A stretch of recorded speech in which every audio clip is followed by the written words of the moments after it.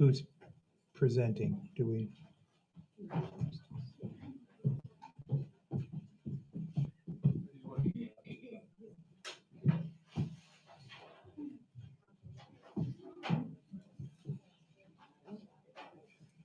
Good afternoon. Good afternoon.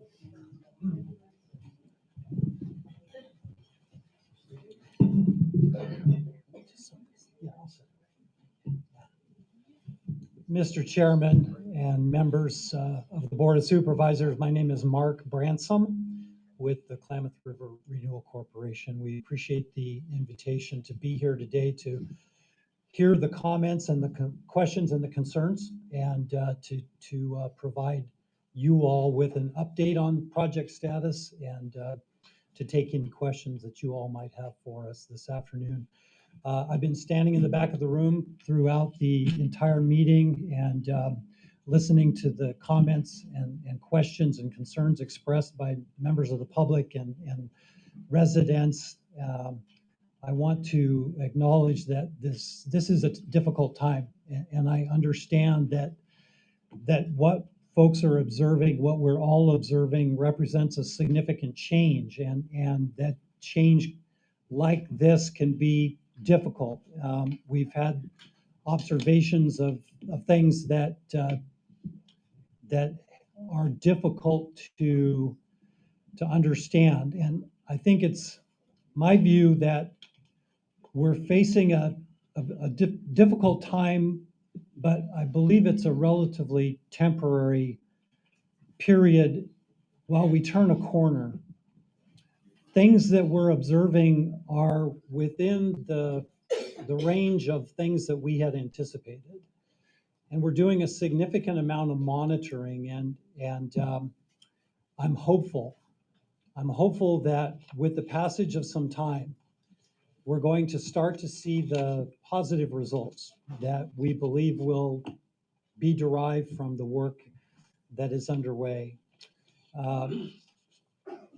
I want to let the board know that we're more than happy to meet with supervisors or staff and to continue to engage with the public and residents to work through and take the questions and be responsive to concerns. And we have been. We've been spending a significant amount of time over the last weeks with residents around Copco and along the river, answering questions and addressing issues that have come up, most of which, again, are things that we had anticipated and planned for and have been responsive to. And so I want to just again thank you for the opportunity to be here today to listen to the comments, questions, the concerns, provide some updates for you all, and then again stand for some questions. So Ren is going to walk through some slides by way of an update, and then we'll be available. Thank you. Oh, sure. Yeah, just a brief overview of the Klamath River Renewal Corporation, because there were some questions earlier today about that. The Renewal Corporation is a nonprofit that was formed by the signatories of the amended Klamath Hydroelectric Settlement Agreement to be responsible for implementation of that settlement agreement, namely to obtain all of the necessary permits and authorizations and approvals to take ownership of the hydroelectric project, including the 4 dams, all of the powerhouses and related facilities, and then oversee the removal of those dams and the appurtenant facilities, and to restore the project lands. That is roughly 8,000 acres of land that make up the hydroelectric project, and of that 8,000, about 2,200 acres of land will be receiving some form of direct restoration activity, and we've seen that work already underway with some of the initial revegetation work that's being done and will continue through this year and next year and even into 2026. So again, the Renewal Corporation is the entity that has obtained all the permits, is operating under those permits to implement dam removal and restoration of those project lands. So with that, let me turn it over to Ren.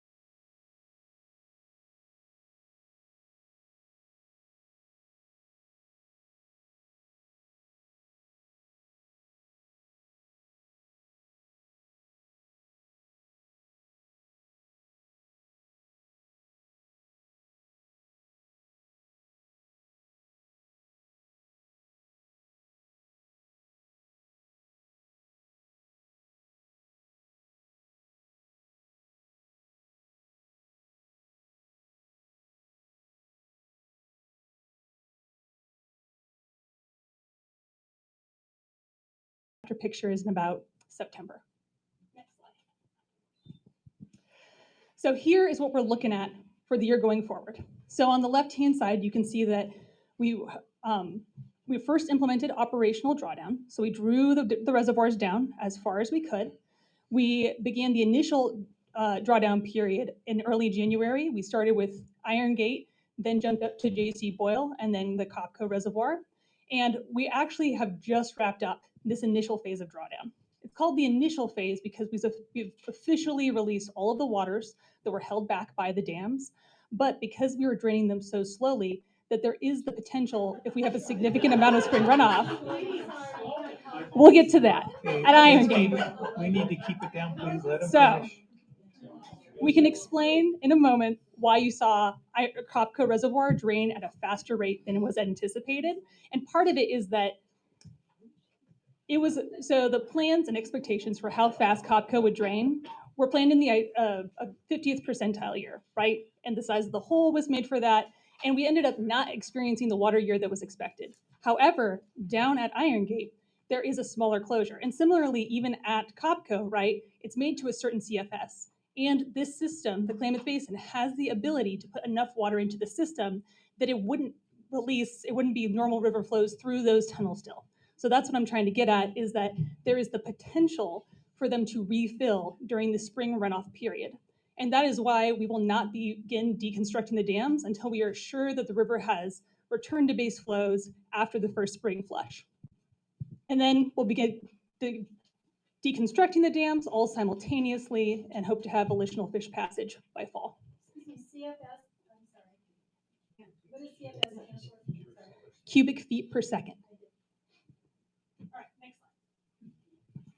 So this is what I was describing, that you have the initial phase of drawdown, the draining of the waters that were held, but then final drawdown won't be established until we reach those minimal buyout flow conditions after spring has occurred.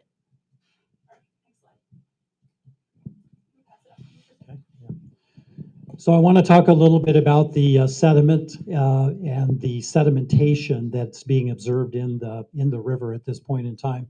So of course, these dams, as Ren indicated, have been on the river for over 100 years, and a significant amount of sediment was blocked from moving down through the river system and accumulated behind these dams. And the estimates were that there was somewhere on the order around 17 to 20 million cubic yards of sediment accumulated behind the dams that otherwise would have been transported down the river, and much of that out into the ocean. And all of the work that was done in anticipation of the drawdown and the dam removal estimated that somewhere around a third of that total material of sediment would have been mobilized during the drawdown and moved down through the river, and again, much of it out to the ocean. That number, that 5 to 7 million yards, is about what the Klamath River transports through its length on an average year. And so we're adding about 1 year's worth of sediment to the river. Obviously, we're adding that amount of sediment in a shorter period of time, but that is roughly, for context, an equivalent of 1 year's worth of sediment. So it is not an extraordinary amount of sediment being added relative to what the Klamath River typically transports. I know the turbidity levels are high, and to look at the river is disturbing because of the coloration and the amount of material that is in it. Now, we've heard some reports. I have not seen any of the water quality or sediment quality data that was commented on earlier today, so it wouldn't be appropriate for the Renewal Corporation to talk about that, but we are doing ongoing monitoring. As Chelsea reported to the board earlier today, we have multiple kinds of monitoring going on, including real-time continuous monitoring, as well as grab samples that are being taken at repeat locations along the river, and will continue to be for the duration of our permits, which could extend out into the 2028, 2029, 2030 timeframe. So the monitoring will be ongoing for an extended period of time. But the studies were comprehensive. There was a lot of work done by federal agencies and state agencies as part of the planning process leading up to the issuance of permits and ultimately FERC's surrender order. And the conclusion that EPA and others came to was that the sediments are non-toxic. Testing has shown that it is mostly dead algae, fine sands and clays and some gravels in there mixed in with the dead algae. If I can have the next slide, please. Something like. So real quickly, Mark, you got ahead of my presentation. It's all right, I forgive you. But so I just want to quickly show you what drawdown looked like and where we are at today. So this is on January 11th when we initiated drawdown at the Iron Gate Reservoir. And then next slide. And now this is what it is looking like fully drained. What day is this picture taken? This is yesterday. This is quite recently. Next slide, please. This is initiation at J.C. Boyle. And J.C. Boyle drained much more quickly than the other dams, in line with what we expected, but it had significantly less storage than the other ones did. Next slide. So this one is actually taken from January after it was completely drained within 17 hours of initiating drawdown. And then next slide. And then I just want to briefly show you, this is obviously pre-drawdown at the Copco Dam. We installed the steel pipe on the exterior.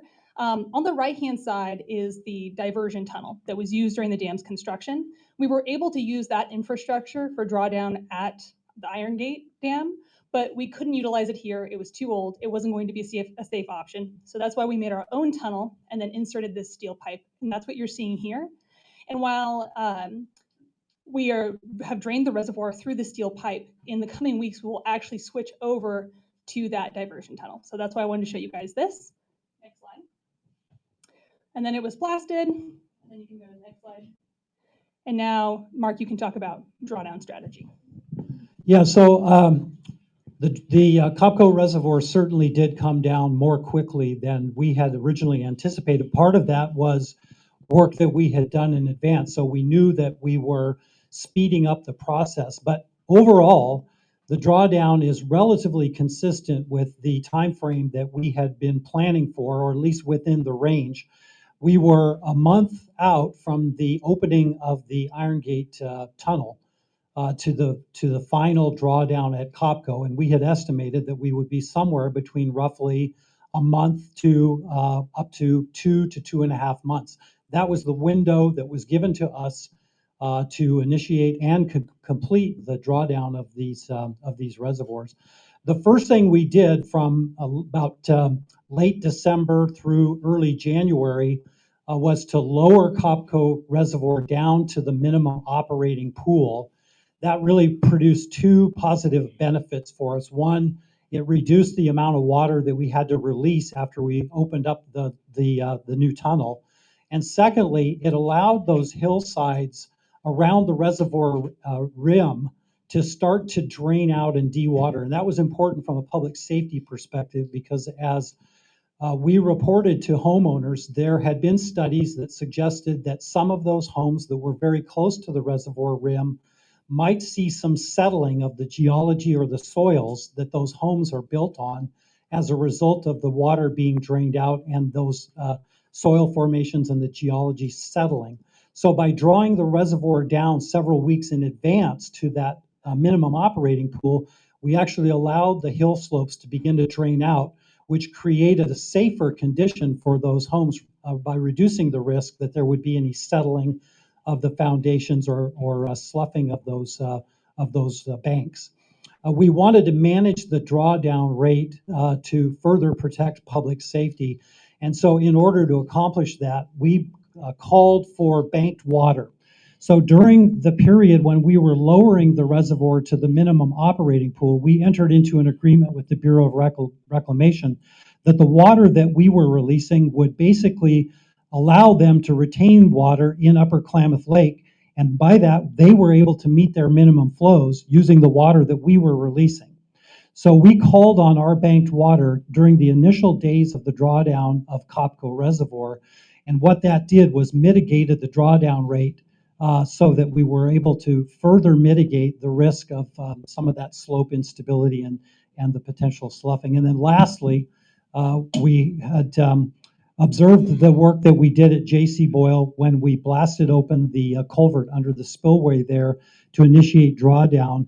And we used the information that we learned there and we basically just confirmed the plan that we had to open up the new tunnel through the base of Kopko Dam.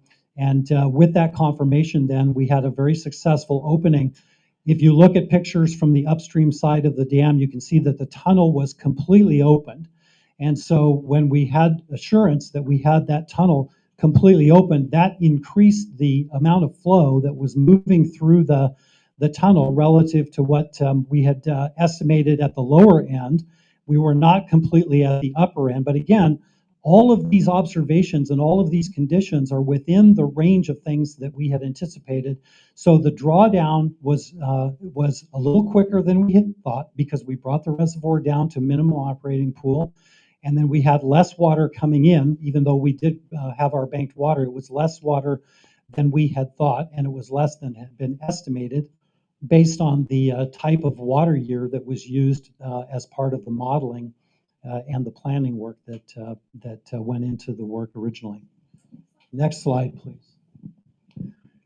All right, I wanted to just talk a little bit again about some of the potential and mediated impacts.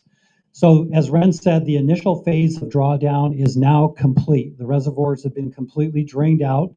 What we see now is the river beginning to reoccupy its historic channel. The flows are coming in from Upper Klamath Lake, released from Keno, and so we're back to the base flow condition and waiting to see what we will expect from the spring runoff. We have not seen any slope stability at any of the homes at this time, and we will continue to monitor. So residents will acknowledge that we have been flying drones and that we have had monitoring crews out on the ground multiple times every day to observe conditions, and we've had no reports and no observations of any slope stability impacts on any of the homes around Kopko Reservoir. Chelsea did report that the Kopko Road repair at milepost 13 was completed. The Renewal Corporation hired a contractor to go out and to effect that repair and get that road back to 2 lanes and safely reopened. And that work was completed a couple of weeks ago. We do have 2 wells that were impacted. These are domestic wells over on Patricia Avenue area. We had anticipated and we had reported to property owners that there might be as many as 20 or at the upper range, as many as 24 domestic wells, private residential wells, that could be impacted by the drawdown of Kopko Reservoir. And as of right now, there are 2 wells. We brought in temporary water supplies while we work through with the co-licensees the approach that we will be taking to long-term solutions. I want to be real clear that the co-licensees will put in place long-term solutions for those wells that have been impacted. We are working now to make sure that we have an understanding of the full scope of the issue. The reservoirs are completely drained and we are down to the river level, but the subsurface geology is much slower to respond to the reservoir being gone. And so my point is that there will continue to be a period of time, we don't know if that's weeks or months, that it will take for that geology to respond to the new water level down in the river. And as those subsurface formations and the soils continue to drain and respond to the new lower water level, it is possible that we may see some additional wells come into the into the scope of this issue. But again, we've put these temporary measures in place. We're continuing to monitor the wells. We're continuing to keep those temporary storage tanks full. We continue to consult with the property owners and the well manager at the community well on Patricia, and we will continue to respond to people who express concerns or who are seeing issues with their well productivity. So we will continue to stay on top of this issue and monitor and work with the property owners for purposes of making sure that they have both short-term as well as long-term solutions to rely on. Next slide, please. Do you want to do this? Okay. Just want to remind folks that last year Land stewards downstream of the hydroelectric reach, in addition to people around the reservoirs who were sent information about what to expect during the drawdown phase. We sent letters to land stewards downstream so that folks had the ability to anticipate what they would be seeing, what the observations would be, and how to contact the Renewal Corporation or our contractors in the event that they had issued a report. In that letter, we informed land stewards that we would continue to closely monitor sediment for an extended period of time, and that if people had concerns with any sediment deposit that they were observing outside of the main stem of the river, that they could contact us and we would work with them for purposes of looking at remediation. And in the interim, beginning before drawdown, we had been and we continue to work with folks who do have irrigation diversions from the Klamath River to ensure that they have alternative diversion points or alternative water supplies in the short term for their irrigation needs. And as I mentioned before, the terms and conditions of our many permits require that we continue monitoring for at least the next 5 years. And the permits will ensure that we continue with a comprehensive monitoring program and reporting. We provide these monitoring reports on a regular basis to each of the regulators who have permit oversight. They receive those provisional monitoring reports. They determine whether those are now considered final or whether they have comments or questions on those reports. And we make any amendments to those monitoring reports, and then they are considered final and can and will be made available to people. And as was reported earlier by Chelsea, there is real-time water quality monitoring data available online. The Karuk tribe maintains a site that posts water quality data. The Geological Survey has sites that report gauge information on flows and other water quality information that can augment some of the work that's being done. And our contractors, will have these crews continuing to do the monitoring reporting for an extended period of time. Next slide. So Mark mostly just covered everything that was on this slide. We talked about that the EPA did comprehensive sediment testing and that their findings included that it's mostly dead algae, a lot of fine silts, sands, and gravels. And while they did detect some things, their expectation is that stuff will get diluted by the river water to the extent that it will not pose a danger to humans.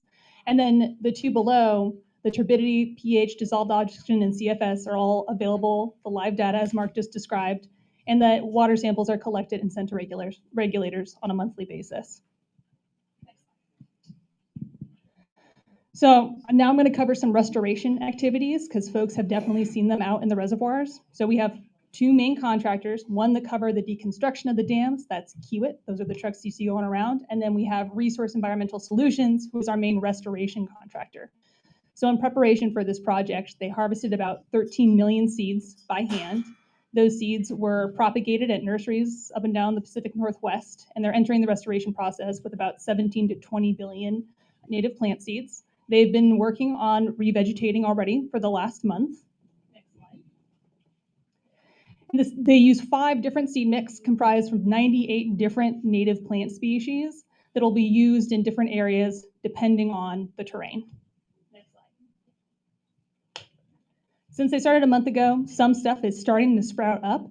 Not as much around the Copco Reservoir yet, kind of on the far reaches is where they were putting their focus, but around Iron Gate, especially where they were able to start reseeding on the 12th after they initiated drawdown, stuff is starting to come up. Right now, it is mostly being done with hand broadcasting, and you would have seen crews out there. But what you will also see in the coming months, between now and March in particular, is helicopter seeding, particularly through the center portion of the Copco Reservoir. So mostly hand broadcasts around the perimeters that kind of worked their way in as the reservoir has dried out. But for some terrain, particularly in Copco, you guys will be seeing helicopters. I've shown this slide before, just to give you an idea of what the river will look like. The river did pretty much end up laying down in its historic path. As you've seen here, this is kind of an old graphic.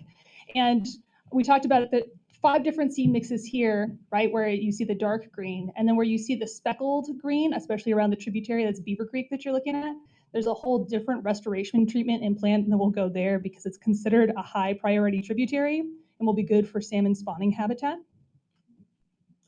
You can go next slide. And a note on fencing. I know there's been some confusion about our utilization of fencing. So we still are planning on doing fencing. It's wildlife friendly fencing, so the deer and other critters can get through. And we'll do it to whatever extent is necessary to ensure revegetation success. And its intention is to keep livestock out of the reservoir. So if you wouldn't mind flipping back to the last slide. So around Copco, you're not going to see it around your homes on this kind of like south shore. It's mostly going to occur on the northwest side. That's where there's the issues with livestock. So no fences in front of your houses. Next slide. Just wanted to revisit this. So like I said, what we have coming now, restoration's underway. So you're mostly going to see reseeding crews, sediment evacuation, things like that for the coming months. It's going to be pretty quiet around the dams until dam deconstruction can begin in April or May, but we will start taking apart the things that are not important to the dam's structural integrity. So that's going to be the powerhouses, certain diversion infrastructure, things like that. But the dams themselves won't be deconstructed until, like I said, we go back to those post-spring flow minimum biop flows. And then it should be a pretty quick process after that. Like I said, hoping to achieve volitional fish passage by fall, by sometime in fall. And then, pretty sure my next slide's my last slide. This is my contact information. That is my email and my phone number. And if you have any questions or concerns, you're free to contact me anytime. Can you read the slide or telephone number because I can't see that one? It's 530-670-0016. And my email address is just my name, Ren, R-E-N, at klamathrenewal.org. Okay, thank you. So we'll bring it, I got one public comment on this. We'll go there first. William Simpson.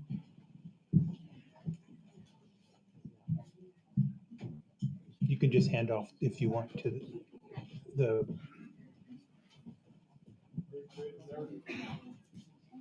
3 minutes, Wendy. Thank you. Hold Yeah, tight. that was a very creative narrative. Thank you, Mr. Branson. Very, Direct your comments up here, please, Mr. Simpson. and Mr. Chairman. So anyway, so first of all, there's a lot of talk about reports and, you know, testing this and ongoing testing of that and this and that and the other thing, but nobody has ever seen any of these reports. There's no transparency. Now, I have a report here from Nielsen Labs that says there's lead 6 times the normal accepted level, chromium 178 times the accepted level, cadmium 6 times the accepted level, barium 37 times the accepted level, arsenic 6 times, and mercury 7 times. These are all things that get concentrated in fish. And when the ospreys and eagles eat those fish that have those in their bodies, they will die. That's why we almost lost the California condor from lead and things like that.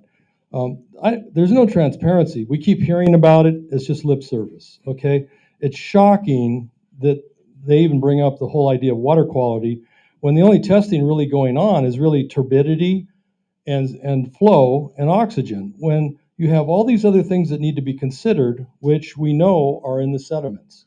The sediments, the reason they let the lakes down so quickly, it was behind the scenes, I've heard the terminology that we're just going to flush the toilet. Because originally it was the engineers and scientists that came up here 15 years ago or so said, you've got to remove the sediments. You can't let that stuff go down the river. They decided that, okay, we'll just really rush it. We'll flow it down hard and send it to the ocean. But what ended up happening, and I've been around heavy equipment my whole life, logging, those sediments, most of the sediments are still there. There's 80% of that sediment is still there. And oh, by the way, the Army Corps of Engineers said there's as much as 60 million metric yards, not 17. So we have all these big discrepancies. We have cherry picking of data, lack of reporting, a lot of lip service. But the reality is 80% of that sediment is still out there. It's highly contaminated with all those things I just named, all those heavy metals. That's a fact. Nielsen Lab we tested the water, and that's just the water. If you go to sediment, it's going to be more concentrated. So what we're looking at right now is from here on in, every time it rains, that clay sediment is going to erode and leach those compounds into the river.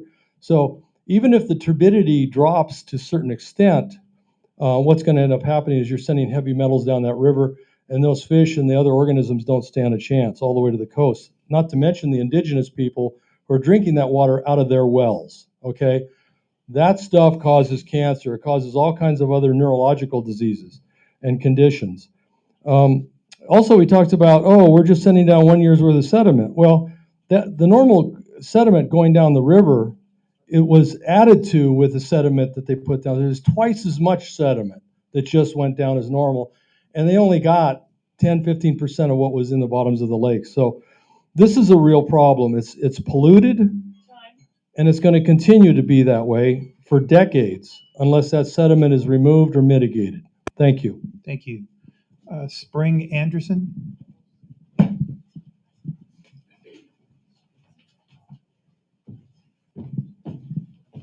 I'm losing my voice. So I grew up here since 1977 with my parents, Spring Anderson. And I noticed two things that they just said in their report that I had questions about. One thing with my dad's house being identified as one of those that would possible slide. I was wondering, unless the KRRC is hiring structural engineers, flying a drone is grossly insufficient to identify houses affected structurally due to the drawdown. So I was curious about what actual structural engineering inspections, if any, will be done. And then another question was the gaslighting and positive spin that the KRRC is attempting right now with downplaying the wells that immediately went dry on Patricia to only 2, when in fact those 2 wells affected, 11 homes? If I knew at last count, 11 homes on those 2 wells. And with that, what long-term compensation is going to be available to the homeowners on that road and the rest of the reservoirs? Sorry, my voice. Because their livelihoods have been completely destroyed, right, and devastated. The $5,000 that the KRRC offered my dad for his well won't even touch a new well. His well is 350 feet deep right now. So that was the other thing. And I one other question, I'm sorry, the gentleman before me. What heavy metals specifically are being tested by the KRRC? Because there's been a lot of rumors and a lot of talk that it's only aluminum that they're testing for, when in fact that we know these other reports of the water testing that have been done are actually testing the heavy metals. That if you recall back, 20, 30 years ago with PGE and the contamination that went on with that. I mean, everyone's heard of Aaron Brockovich. All those chemicals that gentleman stated in that report that was done by an actual lab, those are all cancer-causing things. And you look around this room and you see the age group of these people here, my parents, everyone's in their 70s and 80s here. It's the kids that are going to be left to deal with this. All of us are dealing with the homes that are left over here. So I just have those questions you guys are doing the best you can, but I just appreciate you listening. Thank you. Theo Johnson?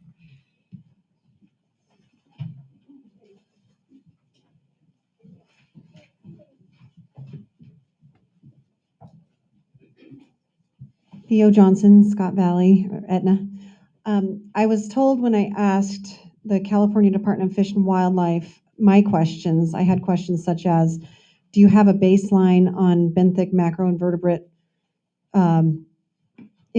measurement in the river, like before the dams came out, and then what is it now? Are we going to monitor that over time?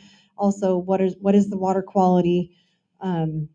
What's the effect on fish? And they asked me to direct my questions to KRRC, which I haven't had time to do yet, but I'm hoping that they plan to put out press releases to do this monitoring and put out press releases. And I know I said this earlier, but now that I know who you are, I want to talk to you about this, because the press releases that we see on your website right now are not covering any of these very important questions we have.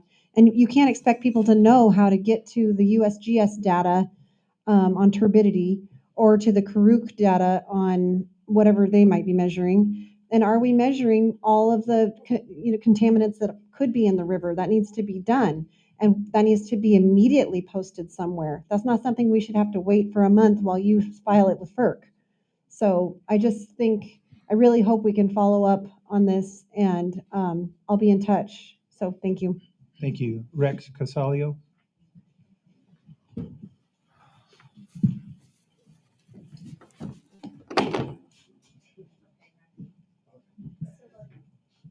Sorry, I wasn't going to speak. Thank Chrissy Reynolds. She filled out my card for me. The reason I wasn't is because of this, Rex Casalio. I don't know if Mr. Branson remembers me. The first time we met was he had just been hired.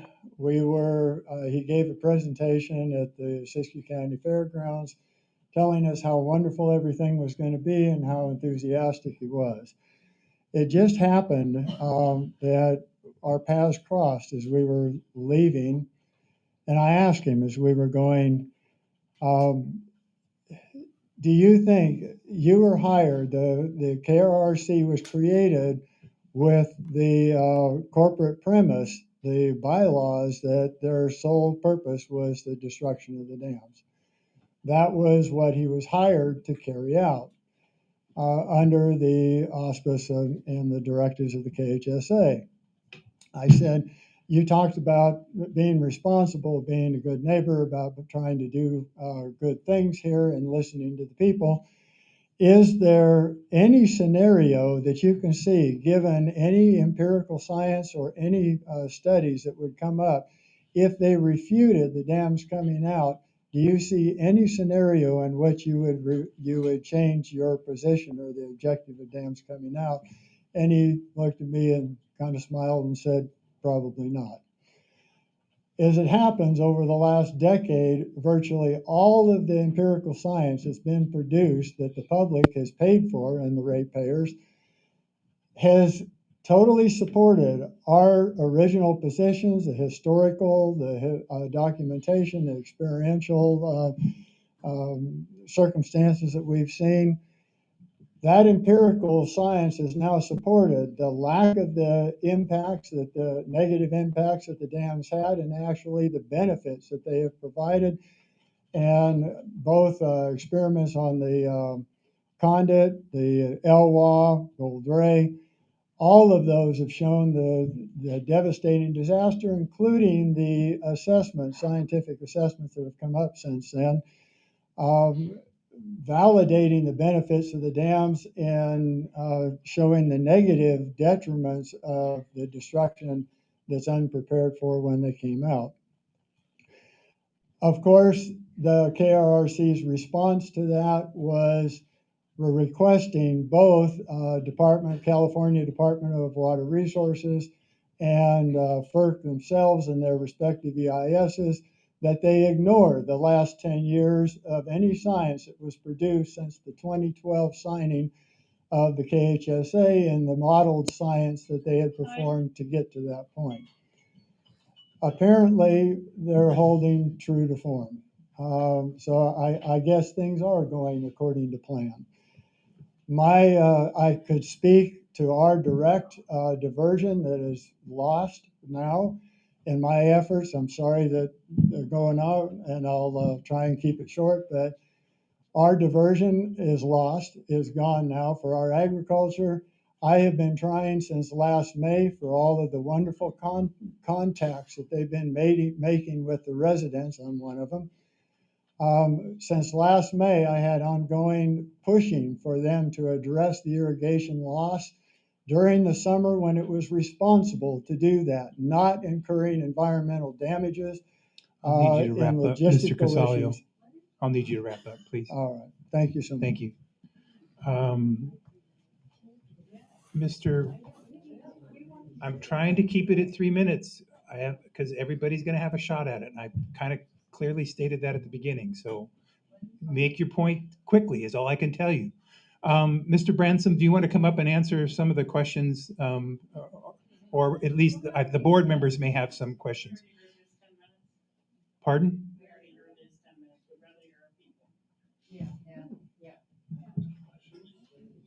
I don't have any more public comment. You want a public comment on this one? Okay, Mr. Casales. Okay, this is just Rick Costalas, Scott Valley. When I worked for you guys on the suction dredging issue, one of the big things that the Department of Fish and Wildlife was having a hemorrhoid about was hexavalent chromium being released due to the suction dredging. And apparently in the Bay Delta region, which I had been on the CalFed Delta stuff, I'd been down there on some other stuff about, it's a major concern on the impacts to wildlife and fish and people. And so it's a big deal. And what it boiled down to is, and the counter to that got them settled down, not that they still weren't using hexavalent chromium as a thing to be worried about, but the fact that hexavalent chromium doesn't change into a hexavalent form other than anaerobic conditions. And suction dredging, the soils, the rocks, the cobbles, it's all aerated enough that the miners aren't turning any hexavalent chromium or causing it. What is causing it is anaerobic conditions under the muck of the San Francisco Bay Delta. So the chromium was transported down there and converted to the hexavalent form, which is very toxic. If there is chromium under here and there is going downstream, it's converted into that hexavalent form and is going to keg up down in the estuary at the mouth of the salmon or at the Klamath. And so I think we need to, and these guys probably have some answers on the hexavalent chromium stuff, but it was enough to shut down suction dredging, right? That was one of the big deals on suction dredging was hexavalent chromium. And I can guarantee you there's way more of that stuff coming loose out of here than all the suction dredgers on the Klamath River turned loose. Thank you. Thank you. Any other public comment before we bring back Mr. Branson?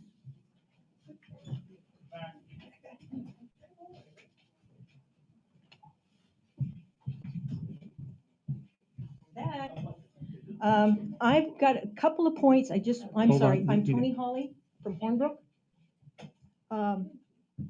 We keep hearing from the KRRC according to plan. From the fences to the drawdown, my biggest concern at this point is why did the Hornbrook Fire Department have to spend $4,500 for sleds to rescue animals off the lake? Was that planned for or not planned for? And that $4,500, is that going to be kicked back to them by the KRRC? We are a poor community. Hornbrook is probably the poorest community there is. But they, through donations, got sleds. They were out there on the lake mud practicing yesterday to rescue people, pets, animals, whatever might end up out there. The other thing, and it hasn't been brought up, and I know many of you for years and years and years that had PAC Power, on your bill, there was a little deduction for PAC Power. For dam removal, where'd that money go? Okay, answer that question. It's just something to think about. It was at one point designated for maintenance on the dams. And it got taken out and everybody's going, okay, they're maintaining the dams. It's all going to be okay. Thank God PAC Power's got control of this. The other one is personal. You mentioned that property owners down the river got notifications about what may or may not happen to their wells.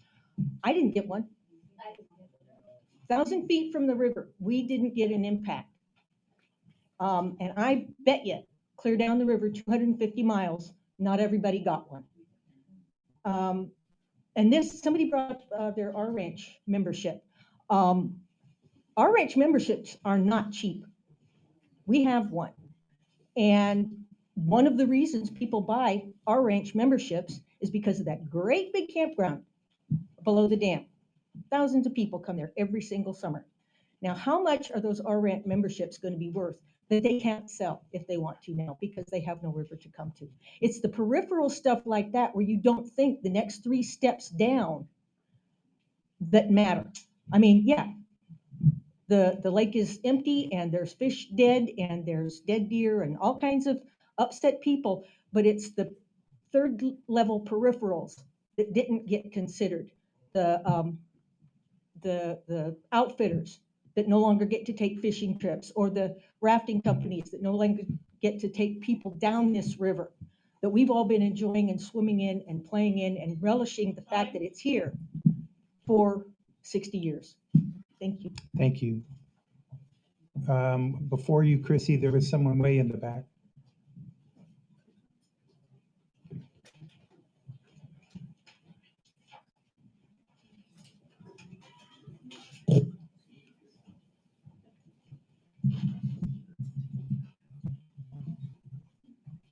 Hi, my name is Crystal Maxwell and I live here. I just got here a few minutes ago, so I don't know if you guys have already addressed this stuff. Yes, he did mention that there were 2 wells affected, but he did not say that it was 12 houses. So he made it sound like there was nothing. And also, right where the house is where they bought, where they're going to be staying and redoing the planting, is a very dangerous area. There's like a blind side on the curb, and they're parking on the road. I myself have been almost hit 4 times in 1 week because they are not, you can't see. You have to go around and you are completely at a blind side. And one of those times that almost hit me was a water truck that the water is being brought in because of the well issue.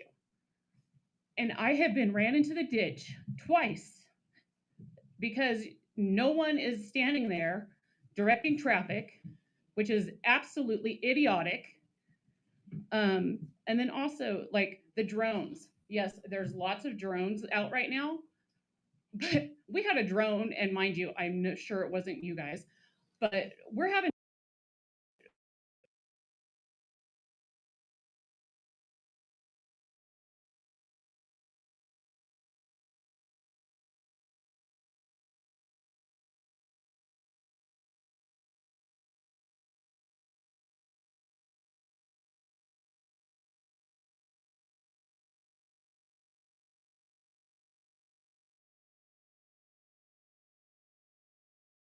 we are having stuff stolen from properties and nothing's being done to help.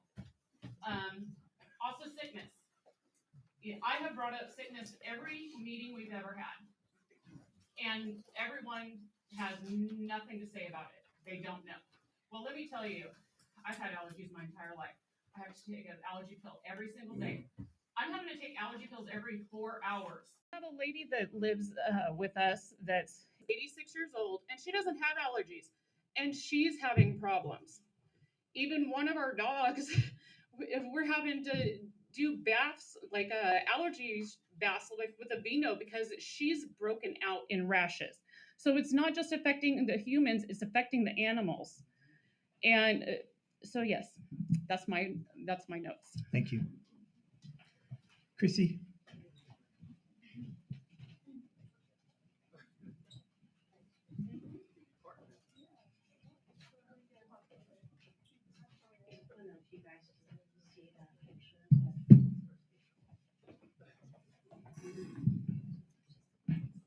That was taken last night by one of the residents down on Patricia. That was the bath water that I'm sorry, Wendy. Chrissy Reynolds, Copco Lake. That was the water that she drew for her child to take a bath in last night, for her children to take a bath in last night. That was from the new water tank that is to service those 12 homes.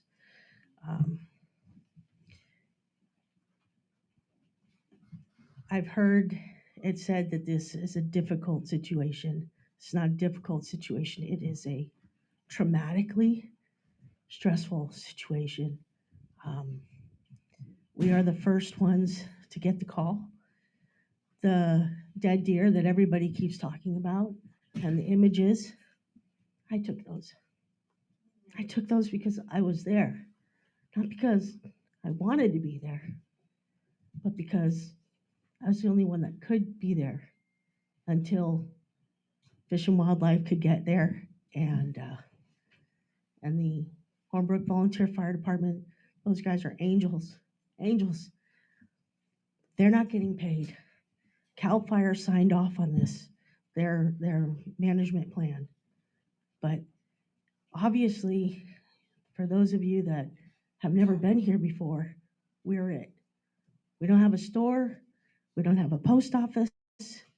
We are 911. We feed you. We're polite to you. We're cordial. But nobody should have the things on their camera roll and on my phone roll that I have, that I've had to witness. And there's no compensation. There's been no apologies. There's been no recognition of the traumatic stress that the game warden went through, that the fire personnel went through. They were so angry and frustrated that they didn't have the resources available to save 2 deer, let alone if this were human life. And the fact that a volunteer fire department can get resources faster than a state agency that has access to these incredible funds, even through Cal Fish and Wildlife, $2 million, 5 new positions. And the game warden, who spent the last 25 years up and down this river not having access to those resources. They did not know until that day what resources were available. Nobody had planned for this. It may have been in their plan, but it wasn't in any of the first responders' plans. They had no idea. They didn't even have phone numbers for each other until this happened. We asked for air support immediately, and they did not even know that that the tribes had planes and that there was a chopper. And then just to speak about the loss of wildlife and the birds, we don't have them. It's been replaced with drones, planes, and now we get to look forward to choppers, seeding. Our peace and our pursuit of happiness and our tranquility is gone. Thank you. It's not just difficult. Thank you. Anyone else public comment on this one for KRRC? Okay, Mr. Branson, why don't you come on up and we'll run through the board, and maybe you can address some of the questions that have been raised. Do you want to take on some of the questions that have been raised from the public at this point, or do you want to? I'll respond to direct questions from the board, Mr. Chairman. Okay. So let's go, Supervisor Chris. Thanks, Mr. Chair. Mr. Branson, you brought up the co-licensees. We'll try to make the wells work. We'll have wells, operating wells for property owners. Bring it up. There you go. Maybe if I turn it on, it works a lot better. All right.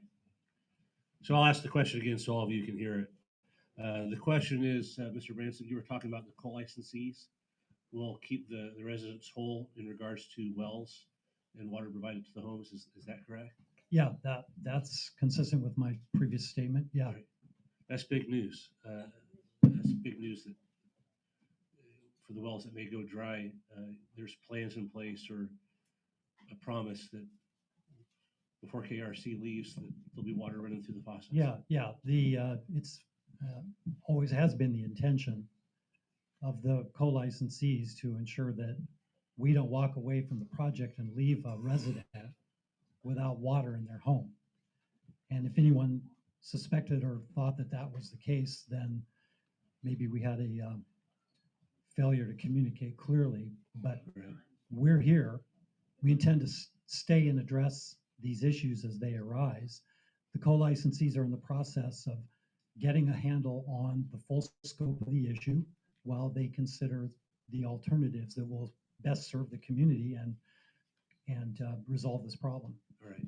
That is big news. There was people, in the public that did have that concern. that the Yeah, well was and drained. I just would like to respond to the critique that that was not clear that the two wells that have lost production serve a total of 12 homes, 5 of which are currently occupied, 7 of which are not occupied because apparently those are summer homes, seasonal homes.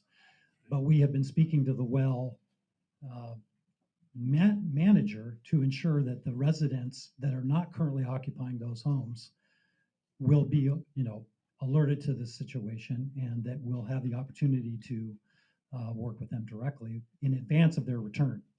So we're being proactive to try to make sure that we've addressed this situation fully before those homes are reoccupied for the summer season.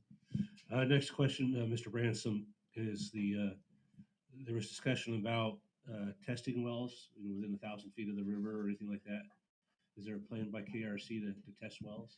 Well, we've been testing wells. All right. Many of the residents around Copco agreed to join in our monitoring program. I think it's regrettable that more residents didn't participate in that. You may recall, we asked for the supervisor's support to encourage residents to participate in that well monitoring program. We came in to properties with willing participating landowners and we installed monitoring equipment.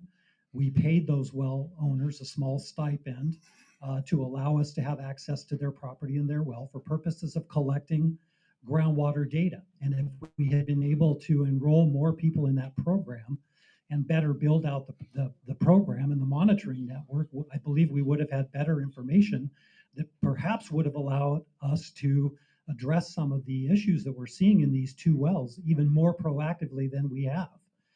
So I wish we'd had more participation. As I said, we have permit requirements that will require us to continue to do monitoring of a variety of different metrics and measures out until the 2029 timeframe. All right. In regards to, Ms. Maxwell brought up the parking. I'll take it, you'll look into that. It's on Ms. Maxwell. Is that on Patricia? Yes. Okay. It's the house that they bought, where they're staying. Yeah, I'm not sure who the "they" is, but I understood the question or the concern to be about vehicles that are with crews doing work, whether that's revegetation or other things, that are parking on Agri-Beswick without monitors or traffic control. So we'll look into. It's Patricia. Okay, on Patricia. Okay. They are not actively working. They were just parked at the house on the property. Well, then that sounds like an issue of a private resident. That's a year on. So I'm not sure if if it's not a work-related issue, then I would suggest that folks take it up with the residents. Right. It's the Huron tribe. Yes, that owns that house. They bought that house. So, okay, I think we've got it. It sounds like it's restoration work that might be taking place. Yeah, if this is during work hours and we have people that are working, then by all means, that's an issue for the Renewal Corporation or our contractors or perhaps law enforcement, depending on the nature of the situation. But if these are residents who are driving too fast or who are parking on. No, I don't think that was the case. I think it was restoration work. And the concern is that anytime that somebody is doing that type of work, there should be flaggers or signage that is indicating that there's somebody parked there. That's understood. Okay?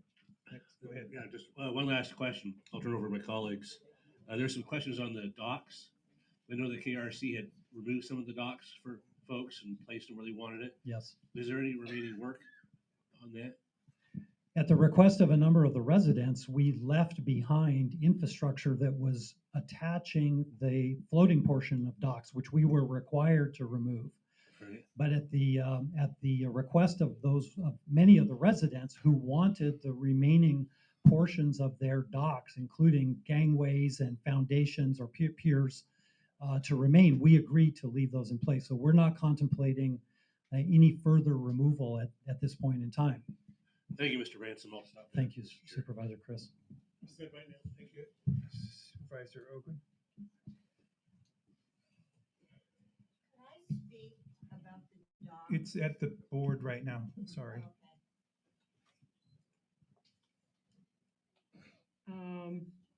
I only have one question and it's gonna be, so going back to water quality and the testing and monitoring, your claim is basically that, from what I understand, is that we're seeing your testing show silt, fines, and basically maybe a little bit of, from what from what I'm hearing, low oxygen levels. And we're not hearing anything else about the heavy metals or anything like that from what your reports show. We don't have any of the counties testing back, so we can't verify or not any of that information. I suppose the burning question is, with all of the dead fish, what's killing all the fish and the crawdads and everything else that's in the river? Yeah, so let me address the first part because I want to be clear that we are monitoring for other parameters besides the nature of the soil and sediment itself. So there are tests for at least one metal. I'm not sure that I know off the top of my head the comprehensive list, but we're doing everything that was written into all of the water quality certifications and other permits that we are required to monitor and test and report. So we're conducting all of that testing, and I know it goes beyond just whether it's silt or clay or sand or algae. So there's that. So in conversations that I've had with some of the fisheries biologists, tribal biologists, our restoration contractor, and fisheries agencies, it's my understanding that the die-off that we're seeing of the fish is in the river is primarily due to the reduction in the dissolved oxygen, that the organic material in the sediments that is being flushed out from behind the dams, mostly the dead algae that had settled to the bottom, as it metabolizes, it's consuming a lot of the dissolved oxygen in the water. And that reduction in dissolved oxygen, to the way it's been described to me, is a major factor resulting in the die-off of the fish that we're seeing. Now, we're seeing some of that are stranded around the reservoirs as well. Some of the non-native perch and other fish that have been living in the reservoirs that are not adapted for the river conditions are dying by virtue of the stranding. Okay. And you may not be able to, this may be a better question for Mr. Harris. But are there fish planned on being released from the hatchery anytime soon? That would be a question better addressed to California Department of Fish and Wildlife because I don't know the answer. Supervisor Ogle. He's up next after this, so we'll wait for that. Supervisor Howe? Thank you.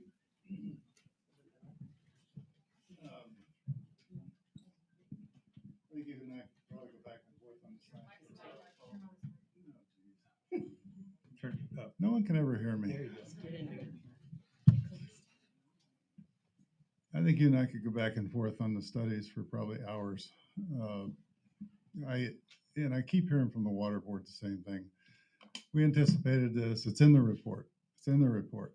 I read the reports, and the magnitude of what I'm seeing, either I missed it or it wasn't properly vetted throughout the years. And believe me, my whole background prior to being on the board was in science and the application of science and natural resources, working with EISs and working with incident management teams on catastrophes all across this nation. What I don't see is a fallback plan. And I don't see it at any level, honestly.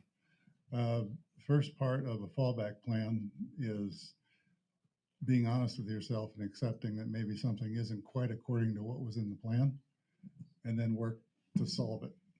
I'm real concerned about that because what I'm seeing,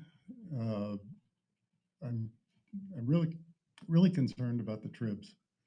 And if any fish produced out of the Salmon Scott rivers or the Shasta River, or even the Trinity River this year, reaches the main stem, it's dead. So what is the plan going forward to replace this cohort and maybe another subsequent cohort on down the road in the tributaries? Well, question for CDF and W, probably better answer, but I will say that the fisheries agencies at the state and federal level significantly informed the plan for the drawdown of the reservoir, specifically the timing of the drawdown to take place during the winter months of January, February, and into early March if necessary, which is the time of the year when the least biological activity. So the adults are not present in the river. Many of the juveniles have not undertaken their outmigration to the ocean, so they are seeking refuge in tributary habitat.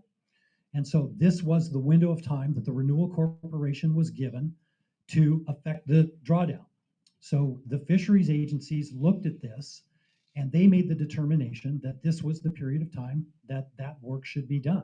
Now, I don't know what you would consider to be the most important elements of a fallback plan as you characterize it, but I will say that our permits require that we meet certain performance measures with regard to the restoration. We are implementing mitigation measures from those 40+ management plans that Ren referred to that are tied into our permits that require us to meet certain performance measures for a wide variety of mitigation measures before those permits will have been satisfied and we are considered to be released from those permit requirements. So performance measures are specifically written into the permits, whether that is a certain number of square feet of vegetation per square yard or whatever the measure is. There are a significant number of those that we are bound to and that we agreed to when we accepted the permits. Do you have permit requirements for the other rivers? No, we are limited to the removal of the hydroelectric dams and the restoration of the project lands. The Renewal Corporation's mission and frankly our interests do not extend to the tributaries that you express concern for. I understand what people are saying.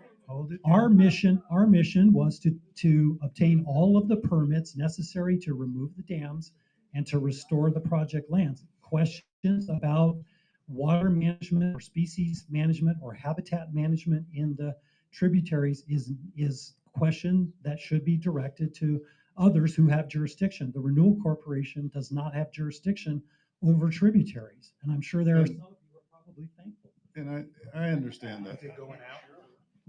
Do we have another set of batteries? Do you have spares batteries? So I understand that, and I understand your role, but you point out to me a flaw in the total analysis that may be better answered by Mr. Harris when he comes up, because someone is responsible for what I call a fallback. Anybody in emergency response knows what the heck a fallback is. A fallback is, what if it doesn't work? Then what? So that's what I'll ask Mr. Harris when he comes up here, and he can address that. But specific to your mission, this summer, when the sediments dry out in the lake bed, what is the dust abatement plan? Well, there will be water applied to irrigate the vegetation. Hold on, we can't, we don't have a mic right now, so let's hang tight. Try to speak as loudly as I'm able. Yeah, just wait a minute, because it'll be easier once the mic is on. I have double A's. Do you need them? No, we needed C. We have it, but it looks like it moved.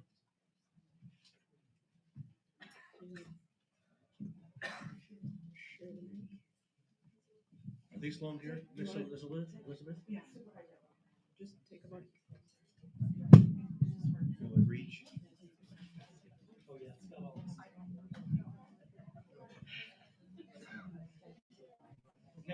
Okay. Is that better? Yeah. Yeah.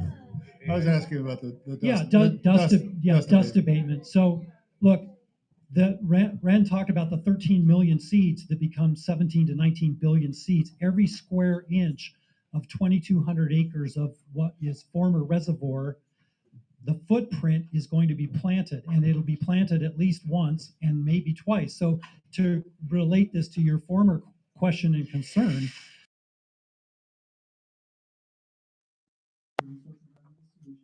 has performance measures in their permits that will require them to be on site, ensuring the success of that vegetation.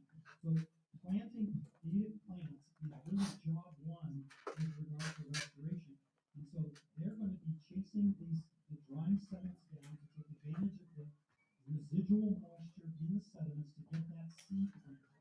And we want to cover a lot of ground quickly, which is why they're going to switch from the hand planting to the helicopters to try to get this done while there's still moisture in the sediments to give that seed a head start. So job one with regard to stabilizing the sediments, including dust control, is getting vegetation established. And so that is really critical on our timeline to do that. And to the question of how are you going to do that, we have water rights. The Renewal Corporation inherited, if you will, or took transfer of the water rights.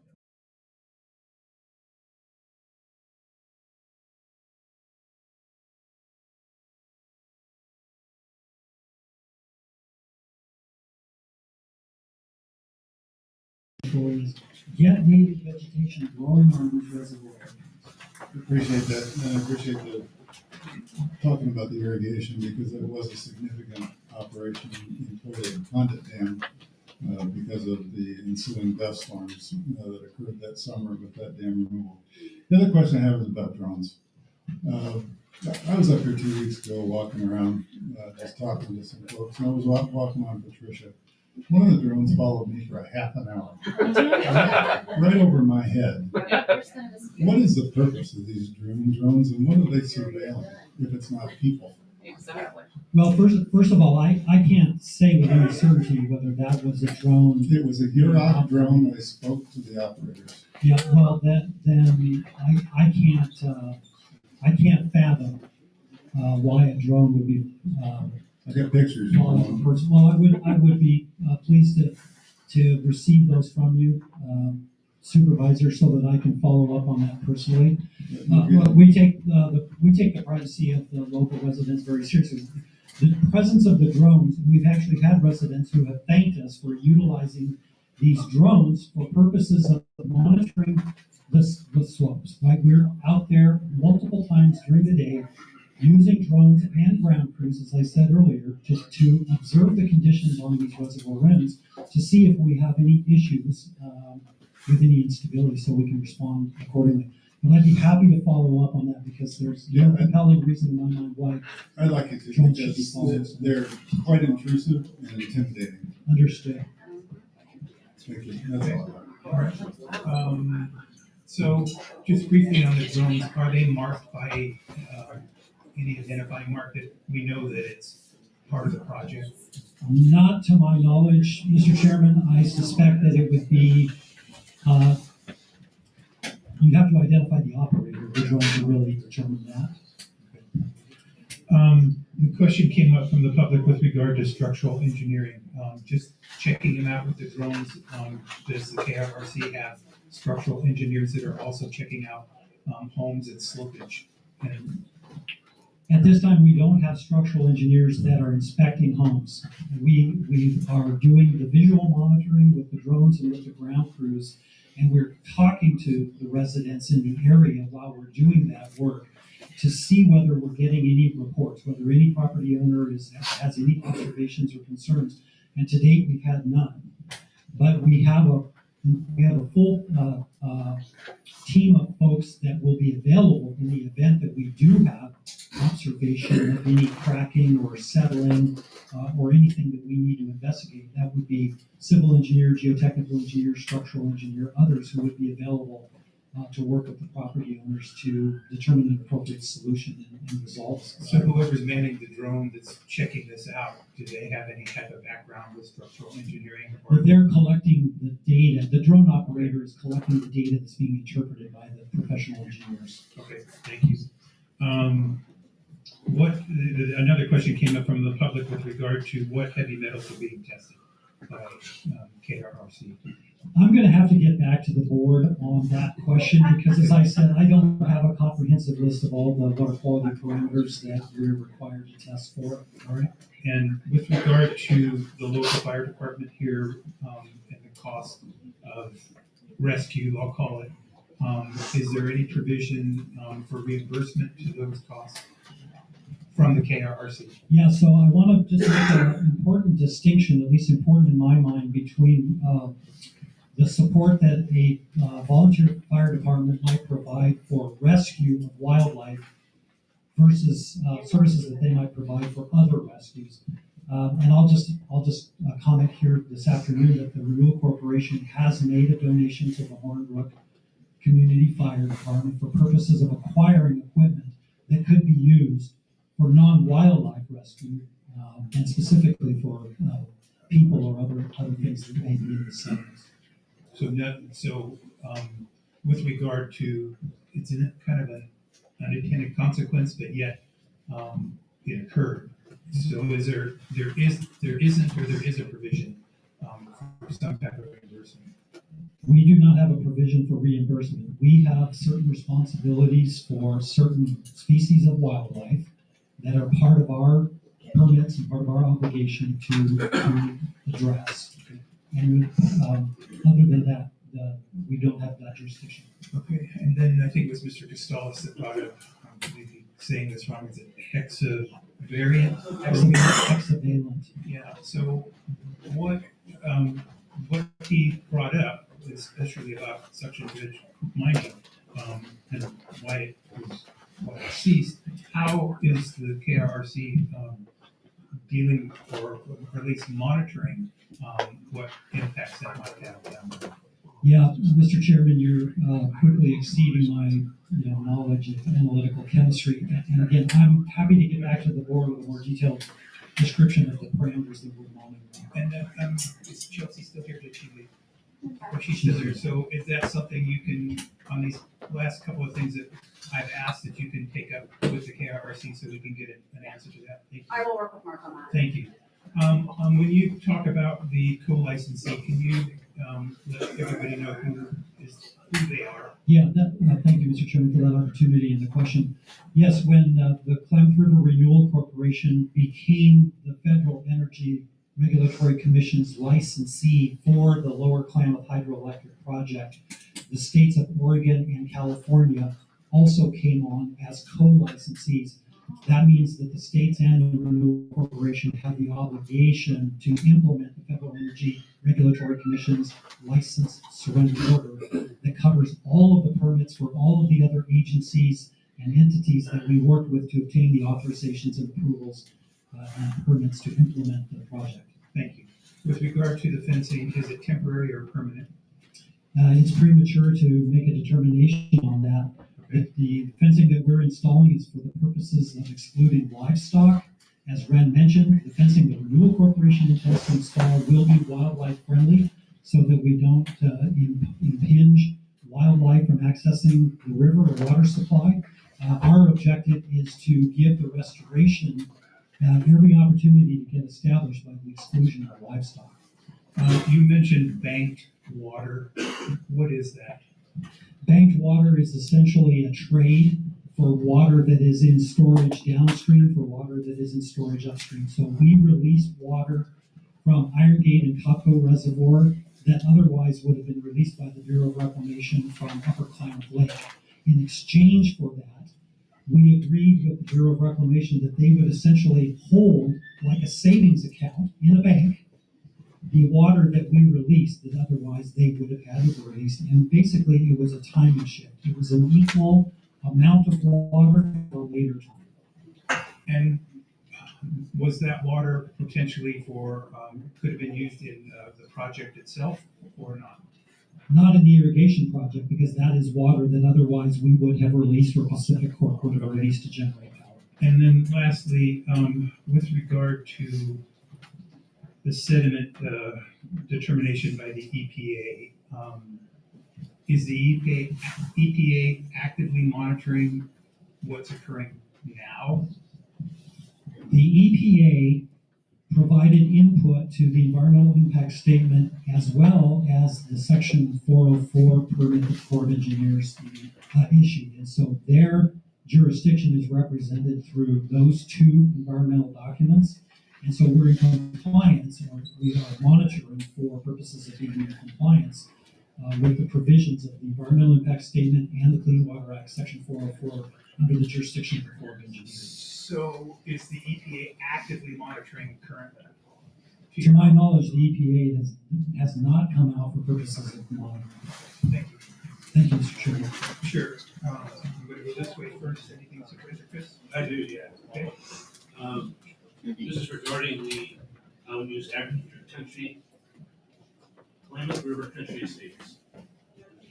PRC, Microphone. And then there's KRRC. Thank you. So there's the Klamath River Country Estates and then KRRC. You're in dialogue with our ranch and KRCE for mitigation or co-licensees for those organizations for as well.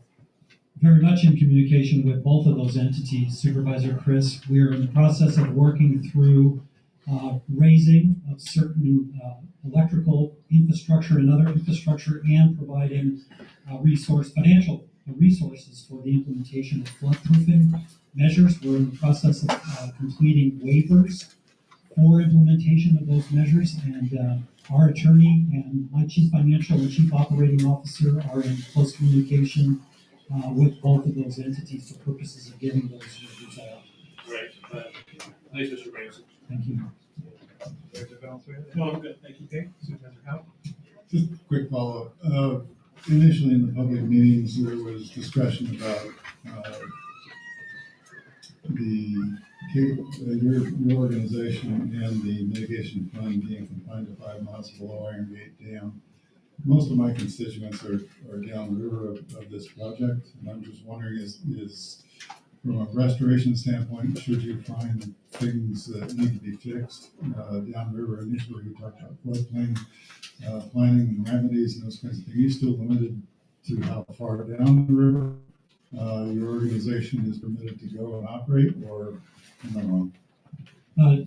We're not constrained for purposes of implementing solutions with regard to any sedimentation that may occur all the way down the river. And I'd be happy to speak with you or others about any issues that may be observed now or we may observe in the future as to whether it would be appropriate for us to consider that a direct project impact and look into some sort of a resolution as appropriate. Okay, yeah, I know you don't have the answer to this today, but going forward, what I'm seriously concerned about is that the FEMA floodplain is not going to be redefined for at least a 5-year period. You may be here. I'm just wondering how any restoration work associated with that properties along the river are going to be addressed. Yeah, and I appreciate you bringing that point up because I know we talked about that at a previous board meeting and you invited FEMA to speak to the board. Subsequent to that meeting, the Renewal Corporation did submit letters to FEMA and the National Weather Service consistent with the requirements that we have for updating the floodplain mapping that will be part of revising those letters of map revision and that process for creating new flood insurance maps. Thank you. We got a response to it. We're happy with it. Supervisor Copeland? Hold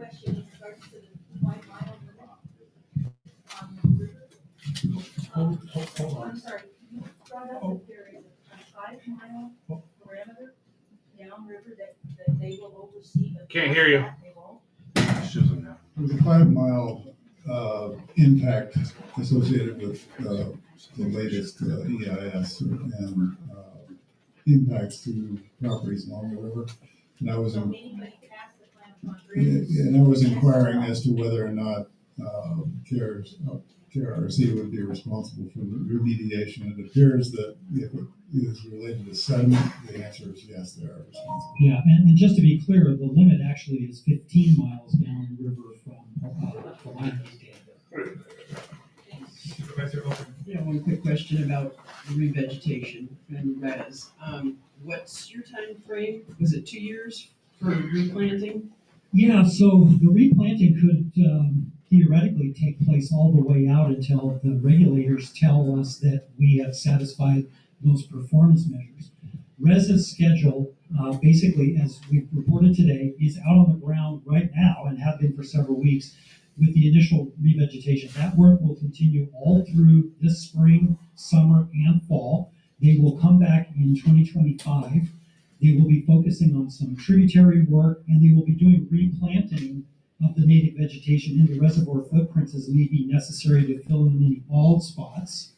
And that work will continue into 2026, at which point they will transfer into what we refer to as a maintenance and monitoring period. That is, by then, they're hopeful that the vegetation will have been successfully reestablished, and they'll be doing maintenance work to ensure that its continued success, as well as tributary habitat and main stem Klamath River fish habitat projects that they will be implementing over the next couple of years as well. And then they will continue that monitoring and maintenance work out until the completion of the permit term 2028, 2029, 2030, whenever the regulators say you've been successful in meeting the permit conditions.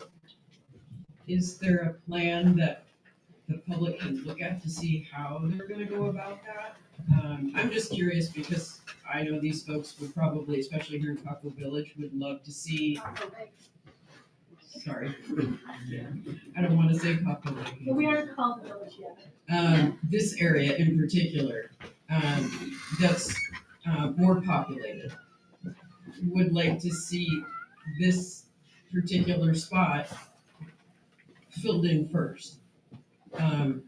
Not that we want to put preference on any particular place, but I think this area in particular would like to see some work done more quickly than others that are less populated. Is that something that can be looked at, or is that on a plan somewhere? Well, that's a very reasonable request, and I'd be happy to take that to Res and see where this area fits into sort of their priority planting areas. But I will say that Res has been out here to the community a number of times to talk about the planting plans. They've engaged individual property owners to talk about what those property owners can expect to see over the coming months and years. But I'd be happy to take that suggestion back, and I would encourage the community to engage with us for purposes of seeing exactly how that plan will roll out. And all of those plans, well, I don't want to say all of them, the guiding sort of roadmap plans are all publicly available. All these management plans, the reservoir area management plan, our planting plans are all publicly available, so people can see exactly what it is that is anticipated. Is that on your website?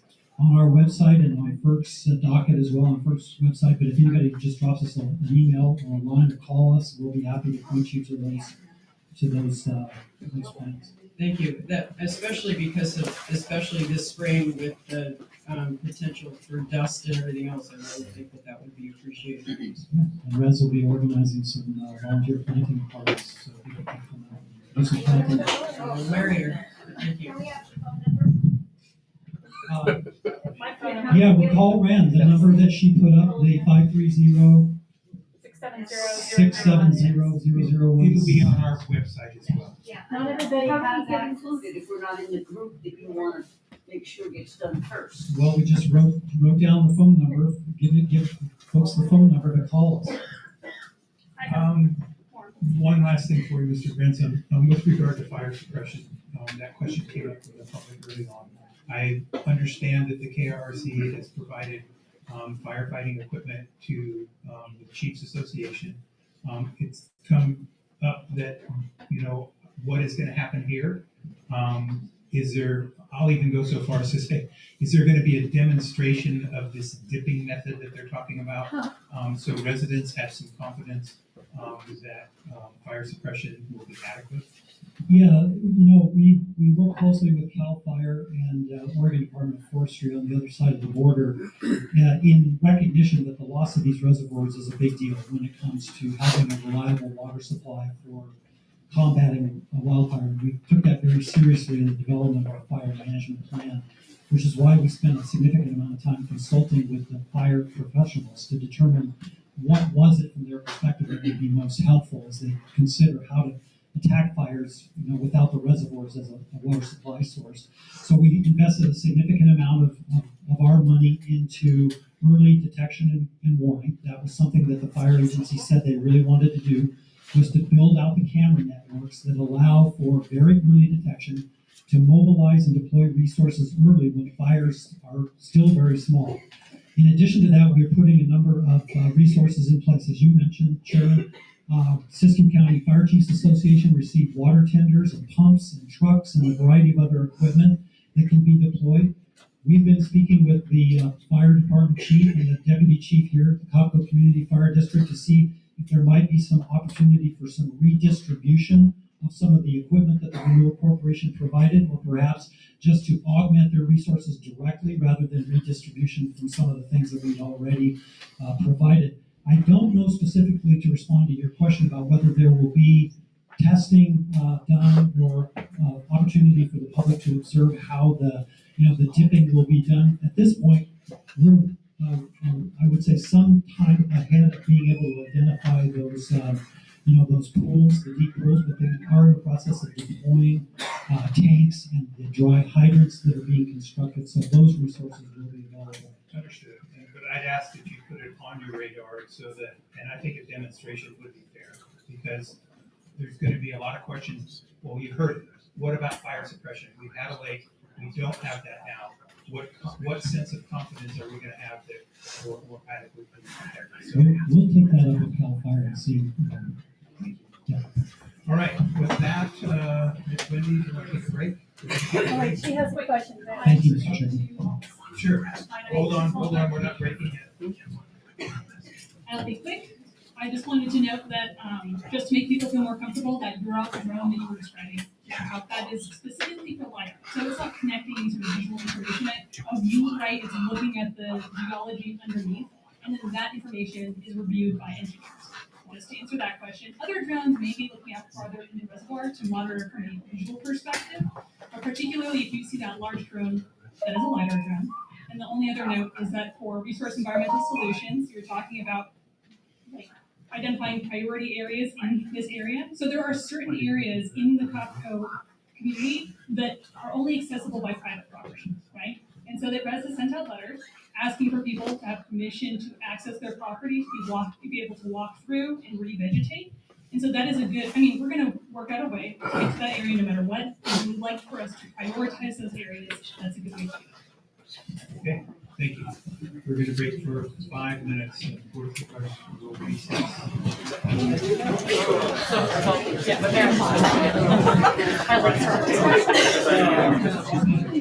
Yeah, I remember.